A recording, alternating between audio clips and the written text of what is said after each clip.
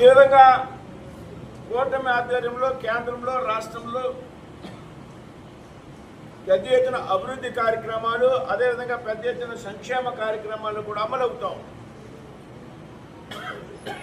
ఏదైతే అభివృద్ధిని సంక్షేమ పథకాలను కూడా సమన్వయం చేసుకుంటూ బ్యాలెన్స్ చేసుకుంటూ ముందుకెళ్తున్నాయి ఇవాళ ఈ ప్రభుత్వాలు. సంక్షేమ పథకాల వల్ల అభివృద్ధి ఆగకూడదు, అభివృద్ధి చేయడం వల్ల సంక్షేమ పథకాలకు కోత పెట్టకూడదు అనేటువంటి విషయం ఏదైతే ఉందో ఈ రెండింటిని కూడా బ్యాలెన్స్ చేసుకునే వాళ్ళ కేంద్రంలో రాష్ట్రంలో కూటమి ప్రభుత్వాలు చక్కగా నడుస్తున్నాయనేటువంటి విషయం. ఈ సందర్భంగా కార్యకర్తలుగా మనందరి బాధ్యత కూడా ఉంది.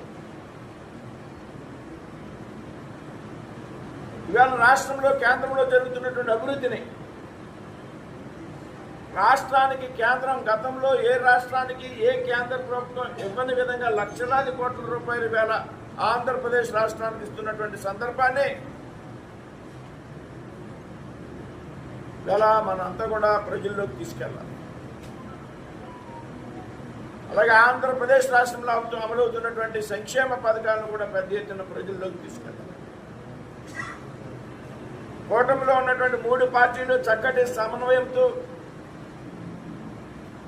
సంవత్సరం పాటు చక్కటి సమన్వయంతో పనిచేసాం. అంతా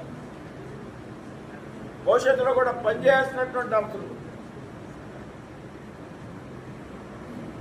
ఈ విధంగా అభివృద్ధి కార్యక్రమాలని సంక్షేమ పథకాలని పెద్ద ఎత్తున ప్రజల్లోకి తీసుకువెళ్తూ నిరంతరం ప్రజల మధ్య గడుపుతూ